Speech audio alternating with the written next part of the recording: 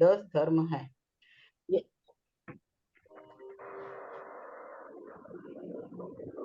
यद्यपि उक्त 10 धर्म चारित्र गुण की निर्मल पर्याय हैं, तथापि प्रत्येक के साथ लगा हुआ उत्तम शब्द सम्यक दर्शन और सम्यक ज्ञान की अनिवार्य सत्ता को सूचित करता है। तात्पर्य यह है कि ये चारित्र गुण की निर्मल दशाएं सम्यक दृष्टि ज्ञानी धर्मात्मा को ही प्रकट होती है, अज्ञानी मिथ्या दृष्टि को नहीं। अज्ञानी मिथ्या दृष्टियों में पाए जाने वाले मंद कषाय रूप या शुभ शुभतर और शुभतम लेश्या रूप क्षमादि भाव मात्र क्षमादि है, उत्तम क्षमादि नहीं। ध्यान रहे, यहाँ क्षमादि की नहीं, उत्तम क्षमादि रूप 10 धर्मों की चर्चा अपेक्षित है। यद्यपि उत्तम क्षमादि 10 धर्म चौथे गुण स्थान से ही आरंभ हो जाते हैं, तथापि यहाँ ये उत्तम क्षमादि 10 धर्म मुनि धर्म के प्रकरण में आए हैं। अतः अनंतानुबंधी अप्रत्याख्यानावरण और प्रत्याख्यानावरण कषायों के अभाव में होने वाले उत्कृष्टतम उत्तम क्षमादि 10 धर्म समझना चाहिए। मुनिराज के योग्य उत्तम क्षमादि 10 धर्मों की पूर्णता तो मिथ्यात्व और संपूर्ण कषायों के उपशांत या क्षय होने पर ही होती है। अतः इन उत्तम क्षमादि 10 धर्मों की परिपूर्णता तो अरहंत और सिद्ध भगवान में ही है। जिन मुनिराजों के संदर्भ में यहाँ इन 10 धर्मों की चर्चा चल रही है, उनमें तो मात्र संज्वलन कषाएं व तत्संबंधी 9 कषाएं ही कभी तीव्र और कभी मंद रूप में प्रज्वलित रहती है। शेष कषायों का तो एक प्रकार से अभाव ही है।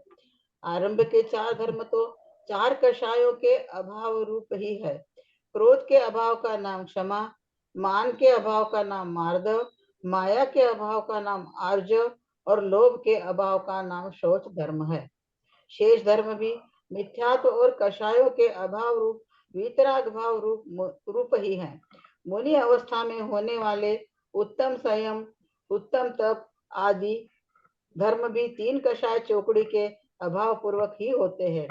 सर्वोत्तम आकिंचन्य धर्म तो 24 परिग्रहों के अभाव रूप होने से मिथ्यात्व और 25 कषायों के अभाव रूप ही होता है। इसी प्रकार उत्तम सत्य, उत्तम त्याग और उत्तम ब्रह्मचर्य की स्थिति है। कषायों का स्वरूप पहले स्पष्ट किया जा चुका है। उत्तम क्षमादि 10 धर्मों का स्वरूप विस्तार से जानना हो तो लेखक के अन्य कृति धर्म के 10 लक्षण का अध्ययन करना चाहिए। 10 धर्मों की संक्षिप्त स्वरूप इस प्रकार है। उत्तम क्षमा और उत्तम मार्जव। क्रोध गुस्से को कहते हैं। क्रोध एक खतरनाक रूप है, बैर। यद्यपि जितनी तीव्रता और वेग क्रोध में देखने में आता है, उतना वैर में नहीं। तथापि क्रोध का काल बहुत कम है, जबकि वैर पीढ़ी दर पीढ़ी चलता है। झल्लाहट, चिड़चिड़ाहट, क्षोभ आदि भी क्रोध के ही रूप हैं। मान घमंड को कहते हैं। मान के भी अनेक रूप होते हैं। कुछ रूप तो ऐसे होते हैं जिन्हें बहुत से लोग मान मानते ही नहीं। दीनता मान का एक ऐसा ही रूप है जिसे लोग मान नहीं मानना चाहते। अभिमान और दीनता दोनों में अकड़ है। मार्दव धर्म की कोमलता, सहजता दोनों में नहीं है। मानी पीछे को झुकता है, दीन आगे को। सीधे दोनों ही नहीं रहते। मानी ऐसे चलता है जैसे वह चौड़ा हो और बाजार सकड़ा, एवं दीन ऐसे चलता है जैसे वह भारी बोझ से दबा जा रहा हो। सम्मान के नाम से भी मान लिया दिया जाता है। क्रोध और मान, कषाय या उत्तम क्षमा और उत्तम मार्दव धर्म की परस्पर तुलना करके देखें तो कषायों में मान का दूसरा नंबर है, क्रोध का पहला। 10 धर्मों में भी उत्तम क्षमा के बाद ही उत्तम मार्दव आता है। यद्यपि क्रोध और मान दोनों द्वेष रूप होते हैं, तथापि इनकी प्रकृति में भेद है। जब कोई हमें गाली देता है तो क्रोध आता है, और जब प्रशंसा करता है तो मान हो जाता है। दुनिया में तो निंदा और प्रशंसा सुनने को मिलती ही रहती है। अज्ञानी दोनों ही स्थितियों में कषाय करता है। निंदा शत्रु करते हैं और प्रशंसा मित्र। अतः क्रोध के निमित्त बनते हैं शत्रु और मान के निमित्त बनते हैं मित्र। प्रतिकूलता में क्रोध और अनुकूलता में मान आता है। असफलता क्रोध और सफलता मान की जननी है। यही कारण है कि असफल व्यक्ति क्रोधी होता है और सफल माने। वीतरागी संत इन सब बातों से बहुत ऊपर उठ चुके होते हैं, इसलिए उनमें इस प्रकार की प्रवृत्तियां दिखाई नहीं देना चाहिए। उनके परिणाम तो एकदम उत्तम क्षमा और उत्तम मार्जव भाव रूप सदा रहते हैं। उत्तम आर्जव। और कोई पढ़ेगा कि मैं और कोई पढ़ूं? पढ़े, कोई और कोई आगे प्रेयर पढ़ ले। पढ़ूं? इसमें पढ़ कोई लेते हैं। और, हाँ इसमें कुछ और कहना चाहता है कोई, या ये तीन कषाय चौकड़ी फर्स्ट पेज पे दिया ना, तीन कषाय चौकड़ी पूर्वक मुनि के तीन कषाय चौकड़ी पूर्वक उस जो कहते हैं, तो यहाँ पे दिया है ये 10 धर्म पहला पेज पे लास्ट से तीसरा पैराग्राफ। अनंतानुबंधी क्रोध मान माया लोभ, अप्रत्याखाना वरन क्रोध मान माया लोभ, प्रत्याखाना वरन क्रोध मान माया लोभ, इन तीनों को मिलके तीन कषाय चौकड़ी बोलते हैं। तीनों की कषाय की चौकड़ी मतलब चार चार, उनके अभाव में होने वाले उत्कृष्टतम उत्तम क्षमादि 10 धर्म मानना चाहिए। तो मुनि का सबसे पहला यही अंतरंग में तीन कषाय चौकड़ी पूर्वक जो अभाव पूर्वक जो शुद्धता होती है, वो सबसे पहले मुनि की रिक्वायरमेंट होती है ये। और उसके बाद ही मुनि गए ये उत्तम क्षमा मार्दव। तो उत्तम क्षमा मार्दव आर्जव और शौच, ये चारों तो चार कषायों से संबंधित है। सर इसलिए यहाँ पे लिखा है एक कि बात ये है 10 कि धर्मों की परिपूर्णता, मतलब जहाँ पर कषाय समाप्त होती है 10वें गुण स्थान तक, और जाके अनंत और सिद्ध भगवान में कोई कषाय नहीं होती है। तो कषाय अगर नहीं होती है तो जो आत्मा का धर्म है, क्षमा रूप रहना, ये क्या कहते हैं, कोमल रूप रहना और मान रहित रहना, ये आत्मा का स्वभाव है। वो स्वभाव भी दबा हुआ है कषाय के कारण, कषायें चली जाती हैं तो वो स्वभाव आत्मा का प्रकट होता है।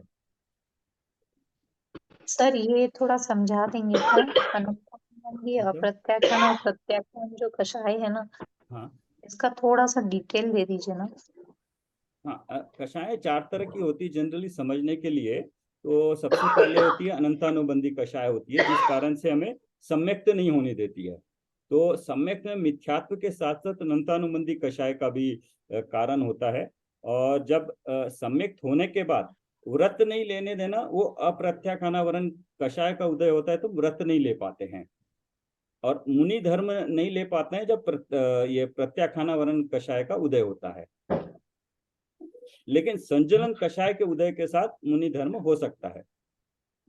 तो गुणस्थान की अपेक्षा देखेंगे तो चौथे गुणस्थान में अनंतानुबंधी नहीं होती है। तो जैसे पिछला आपने वो टेबल देखा होगा ना, जिसमें मिथ्यात्व और संवर कहाँ से शुरू होता है, मिथ्यात्व कहाँ जाता है, तो ये इसमें दिया है ना टेबल, इसको हमने पिछली बार देखा था। मिथ्यात्व और संवर कहाँ कहाँ शुरू होता है।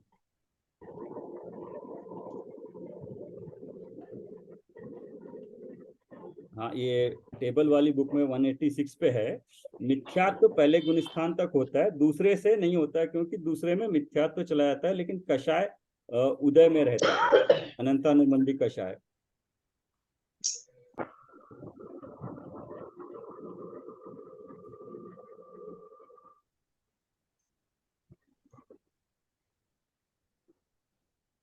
क्या बताया सर आपने?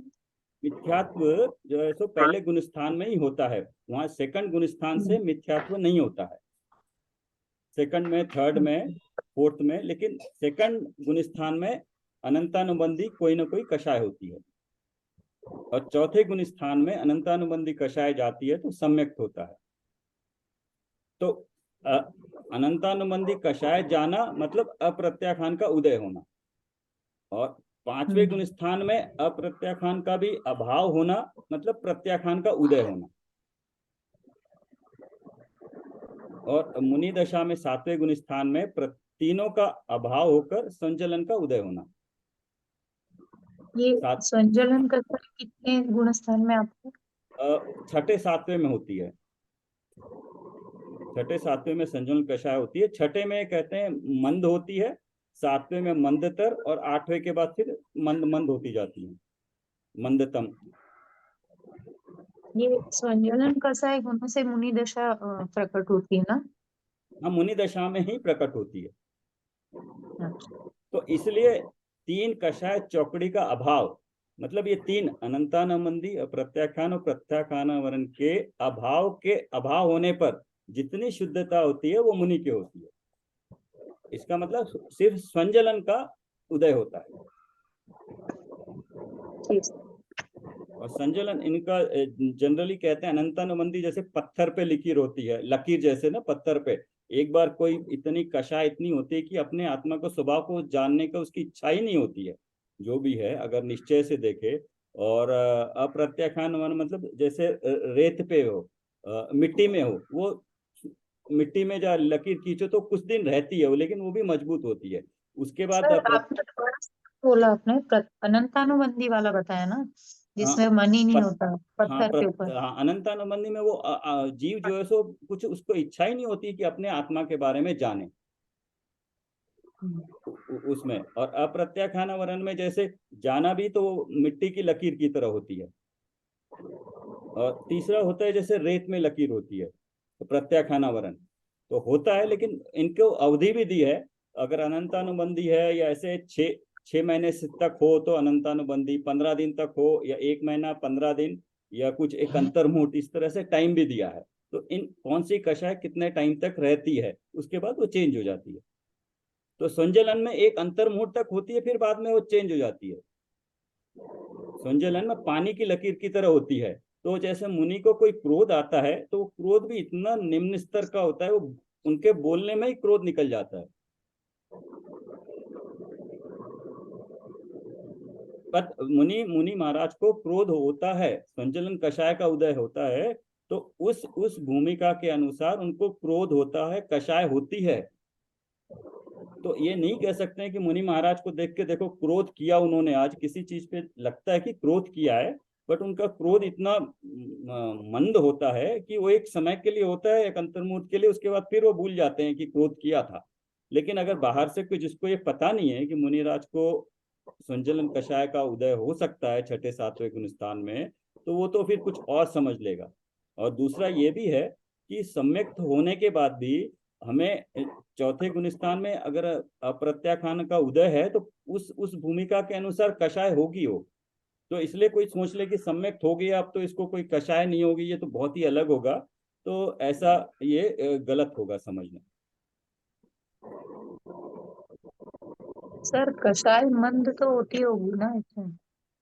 कषाय मंद होना अलग चीज है, लेकिन इतनी मंद होना कि मिथ्यात्व के साथ अनंतानुबंधी चली जाए, इतनी मंद हो जाना कि वो मंद होके अनंतानुबंधी का अभाव होके अप्रत्याख्यानावरण का उदय होना, उसका अभाव होना और अप्रत्याख्यान का उदय होना अलग चीज है। मंद होना मतलब है और अभाव होना मतलब वो नहीं है। तो दो चीजें, मंद शुभ राग में मंद होगी जरूर। Thank you sir. और ये 25 कषाएं बोलिए ना, सर्वोत्तम आकिंचन धर्म तो 24 परिग्रहों के अभाव रूप होने से मिथ्यात्व और 25 कषायों के अभाव रूप ही होता है सर्वोत्तम आकिंचन्य धर्म। 25 कषाय मतलब वही 11 या 12वां गुण स्थान। तो 25 कषायों के नाम याद होंगे ना, ये 4 × 4 16 हो गई और 9 कषाय। ये पता है ना प्रमोद जी, कषाय 9 कषाय जो 9 कषाय है। हाँ हास्य रत्ती वाले। अजय हास्य, फिर रति अरति हास्य शोक, रति अरति हास्य, फिर किसका समझो मस्करी करते हो, हास्य के साथ शोक है और भय जुगुप्सा है, और फिर 3 वेद है, स्त्री पुरुष और नपुंसक वेद। इस तरह से ये 9 कषाय। तो ये 9 ये हो गई, और वो 4 × 4 16 हो गई। इस तरह से मिला के 25 कषायों के अभाव रूप होता है, ये लिखा है ना 25 कषाय।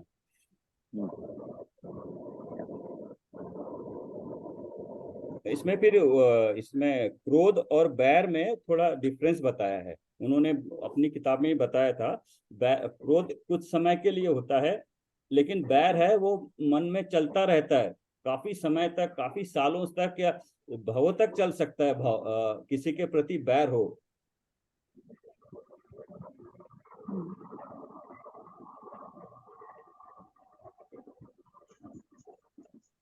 इसमें इन्होंने तो सामान्य रूप से जो क्रोध मान माया लोभ माया का दिया है कि किस तरह से मान व्यवहार में हमें होता है संसार में। वैसे तो निश्चय से देखा जाए तो अपनी आत्मा को जानने का इच्छा नहीं होना, उसके प्रति लगाव नहीं होना ही ये क्रोध मान माया लोभ होता है। आगे पढ़े। हाँ, 3 नंबर से उत्तम आर्जव।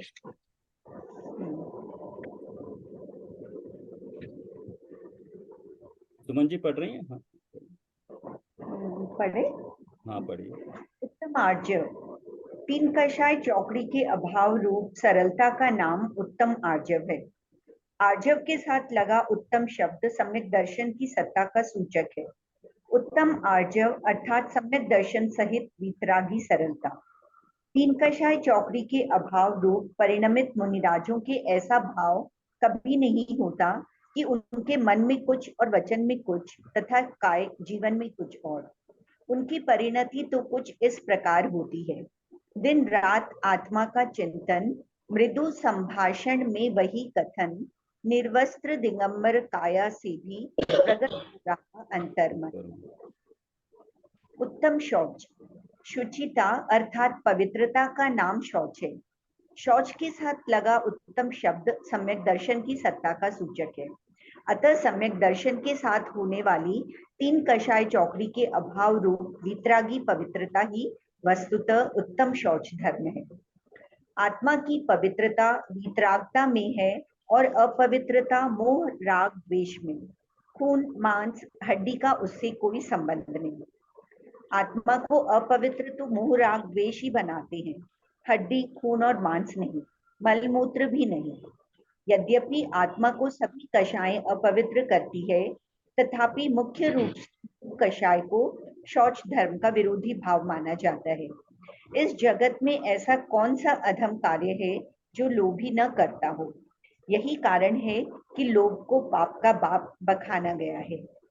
नारकियों में क्रोध, मनुष्यों में मान, तिर्यंचों में माया और देवों में लोभ की ही प्रधानता होती है। तो ये यहाँ पे एक सामान्य है वीतरागता, अंतर में वीतरागता है, लेकिन बाह्य में उसको क्रोध, उत्तम क्षमा, मान, माया, लोभ, वो एक किसी अपेक्षा से कहेंगे। क्रोध है, अगर क्रोध का अभाव है तो उत्तम क्षमा कहेंगे, लेकिन अंतर में तो हर समय जो वीतरागता है उसको किस अपेक्षा से कह रहे हैं तो वो 10 धर्म उस हिसाब से लगेंगे। अंतर में तो एक सामान्य वीतरागता ही है।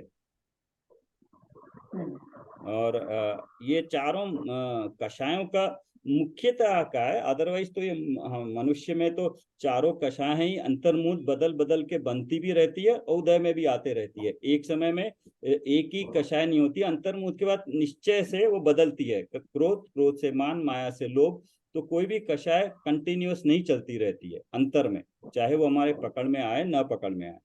बट इसका मतलब ये नहीं है कि नारकियों में क्रोध, तो ये इसका अंदर ये लगा सकते हैं कि जब हम क्रोध कर रहे हो तो नारकी की तरह हम नारकी की तरह हम बिहेव कर रहे हो, तो नारकी की तरह जो बंद होगा उस हिसाब से बंद होगा।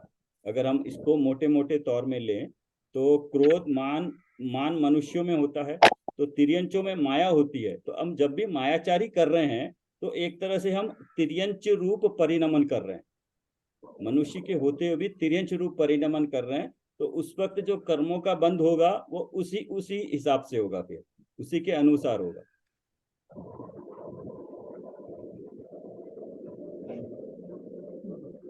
ठीक है, आगे। उत्तम सत्य, स्थूल झूठ नहीं बोलना सत्यानुव्रत है। सूक्ष्म भी झूठ नहीं बोलना, सदा सत्य ही बोलना सत्य महाव्रत है। सत्य भी कठोर, अप्रिय, असीमित न बोलकर हितमित एवं प्रिय वचन बोलना भाषा समिति है और बोलना ही नहीं वचन गुप्ती है। उत्तम सत्य धर्म इन सब से पृथक होता है, क्योंकि उसे इसी शास्त्र में अणुव्रत, महाव्रत, भाषा समिति और वचन गुप्ती से अलग बताया है। यद्यपि सामान्य जन सत्यानुव्रत, सत्य महाव्रत, भाषा समिति और वचन गुप्ती को सत्य धर्म मान लेते हैं, तथापि सत्य धर्म इनसे अलग है। ज्ञानानंद स्वभावी त्रैकालिक ध्रुव आत्म तत्व ही परम सत्य है। उसके आश्रय से उत्पन्न हुआ ज्ञान, श्रद्धान एवं तीन कषाय चौकड़ी की अभाव रूप वीतराग परिणति ही उत्तम सत्य धर्म है। हाँ, ये इसको देखिए, फिर से पढ़िए। देखिए, परम सत्य क्या है? ज्ञानानंद स्वभावी त्रैकालिक ध्रुव। ज्ञानानंद स्वभावी मतलब उसका एक गुण बता दिया, ज्ञान है, उसमें आनंद है, और वो त्रिकाली है, कभी कम नहीं होता है, और ध्रुव है। ध्रुव है मतलब जितना है उतना ही रहेगा, उसमें कम ज्यादा नहीं होगा। और आत्म तत्व, ये आत्म तत्व ही परम सत्य है हमारे लिए, जीव के लिए आत्म तत्व ही परम सत्य है। इसको मानना चाहिए, और इसके आश्रय से, ऐसा मैं हूं, इसका आश्रय लेना, इसका चिंतन करने से उत्पन्न हुआ ज्ञान, ज्ञान हो गया, श्रद्धान हो गया, और तीन कषाय, ये हो गए चारित्र मोहनी के हिसाब से। श्रद्धान हो गया दर्शन मोहनी का, ज्ञान हो गया ज्ञानावर्णी के अभाव में ज्ञान, श्रद्धान, और तीन कषाय चौकड़ी के अभाव रूप वीतराग परिणति। यहाँ भी वीतराग परिणति ही उत्तम सत्य धर्म है। वीतराग परिणति कॉमन है हर एक में।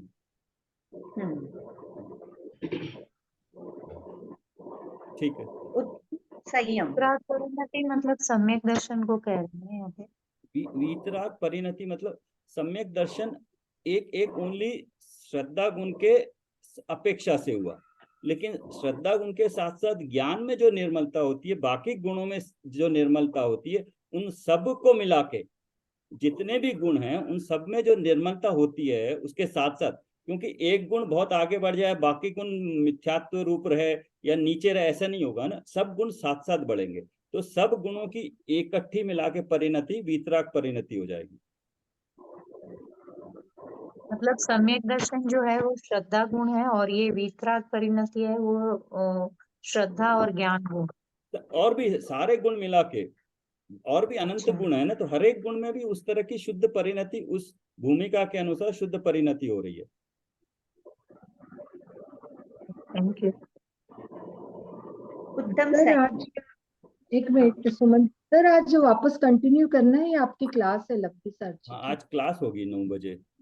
हाँ, तो फिर अभी रीज्वाइन नहीं करिए फिर कोई भी। ठीक है, ठीक है, बस। संयमन को संयम कहते हैं। संयमन अर्थात उपयोग को पर पदार्थ से समेटकर आत्म सन्मुख करना, अपने में सीमित करना, अपने में लगाना, अर्थात उपयोग की स्वसन्मुखता, स्वात्मलीनता ही निश्चय संयम है। और 5 व्रतों का धारण करना, 5 समितियों का पालन करना, क्रोध आदि कषायों का निग्रह करना, मन वचन काय रूप 3 दंडों का त्याग करना, और 5 इंद्रियों के विषय को जीतना व्यवहार संयम है। संयम के साथ लगा उत्तम शब्द सम्यक दर्शन की सत्ता का सूचक है। संयम 2 प्रकार का होता है, प्राणी संयम और इंद्रिय संयम। 6 काय के जीवों के घात एवं घात के भावों के त्याग को प्राणी संयम, और पंचेंद्रिय तथा मन के विषयों के त्याग को इंद्रिय संयम कहते हैं। 6 काय मतलब यहाँ पे एक इंद्रिय के 5 हो गए, ये पृथ्वी जल अग्नि वायु और ये वनस्पति 5 हो गए एक इंद्रिय के, और त्रस्कार, इस तरह से 6 काय जीव हो गए, और उनके घात एवं घात के भावों के त्याग को प्राणी संयम, और पंचेंद्रिय मतलब 5 इंद्रिय और मन के विषयों के त्याग को इंद्रिय संयम कहते हैं।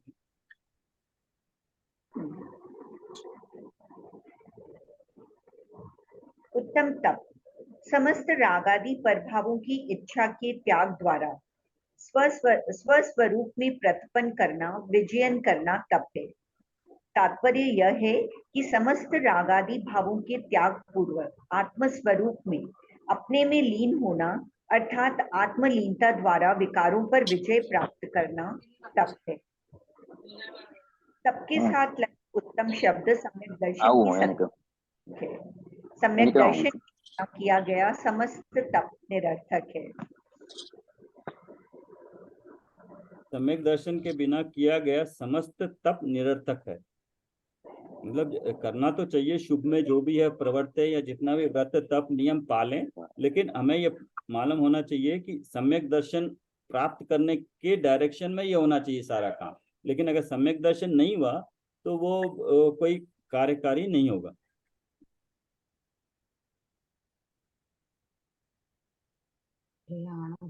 नेक्स्ट पेज पे कहा भी है, सम्मत विरहियाणं उग्गम तवम चरंताणं न लहन्ति लहन्ति बोहिलाहम अवि वा सहस्र कोड़िहिम। यदि कोई जीव सम्यक्त्व के बिना करोड़ों वर्षों तक उग्र तप भी करे तो भी वह बोधि लाभ प्राप्त नहीं कर सकता। 12 तपों की चर्चा आगे आचार्य देव स्वयं सूत्रों द्वारा विस्तार से करने वाले हैं, अतः उनके संबंध में यहाँ कुछ विशेष लिखने की आवश्यकता नहीं है। ये तप का यहाँ दे दिया ना, सम्यक के बिना तप कितना भी कर ले वो फायदा नहीं होगा, बोधि लाभ प्राप्त नहीं कर सकता, तो भी वो बोधि लाभ प्राप्त नहीं कर सकता। तो हमारा उद्देश्य तो तप, जो भी हम अभी तप करते हैं, व्रत लेते हैं, हमें सम्यक प्राप्त करने की दिशा के लिए करना चाहिए। वरना अगर सिर्फ तप को करने के लिए तप करें तो उससे कोई उद्देश्य सफल नहीं होगा। बट तप तो करना जरूरी है, व्रत नियम तप व्यवहारिक तौर से हमें भूमिका अनुसार तो लेने चाहिए, लेकिन उसका उद्देश्य और डायरेक्शन सम्यक प्राप्त करने के लिए होना चाहिए। बोधि लाभ मतलब रत्नत्रय होता है ना?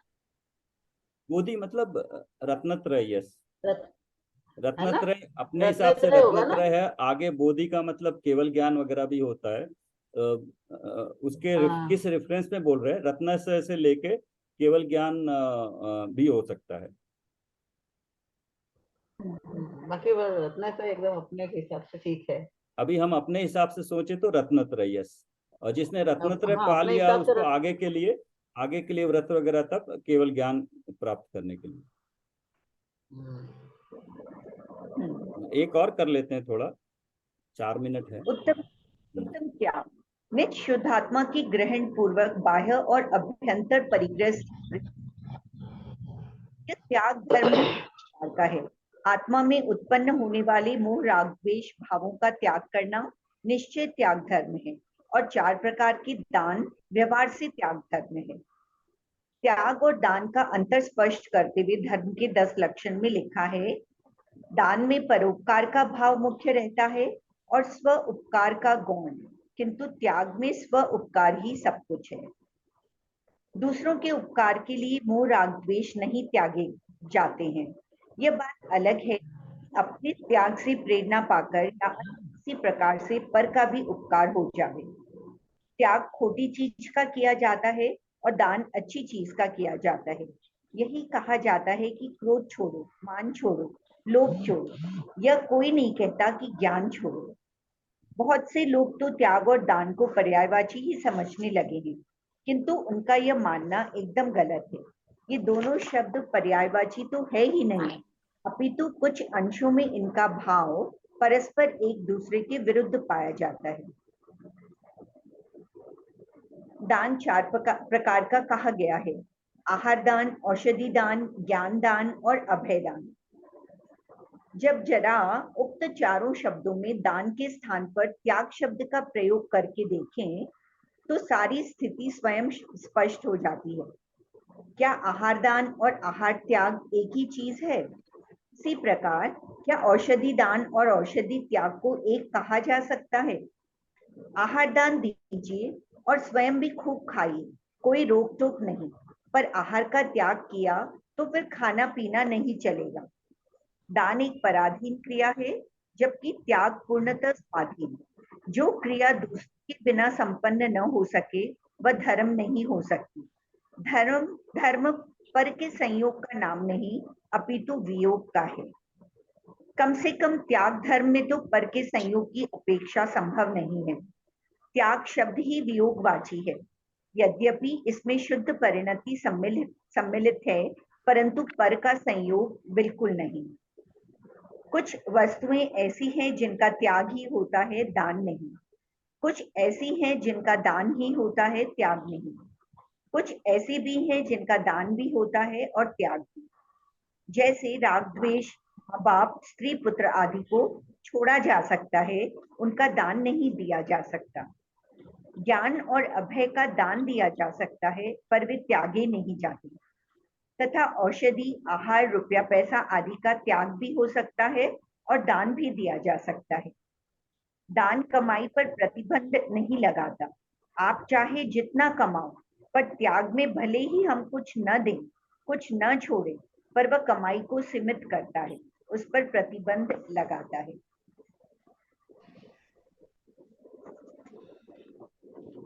दान में यह देखा जाता है कि कितना यहाँ दिया। पे रुके अभी, यहाँ पे हाँ, रुकते हैं, समय होने वाला है, तो इस पे कुछ और कहना चाहेंगे? सर ये दान- अभय दान जो है ये जीव को बचाना हो गया ना। अभय दान उसको, हाँ, अगर कोई मर रहा हो, उसको कोई मार रहा हो, किसी की कोई हत्या कर रहा हो, जैसे राजा वगैरह है, कोई अगर कोई उसको मारने जा रहा है, अगर किसी कारण से उसको वो जान बख्श दे तो वो अभय दान हो जाएगा, जीवन का अभय दान हो जाएगा। आहार दान, औषधि दान, ज्ञान दान और अभय दान। अभय दान और उसको भय से मुक्त कर देना, मृत्यु के भय से भी मुक्त कर देना या किसी और भय से मुक्त कर देना अभय दान में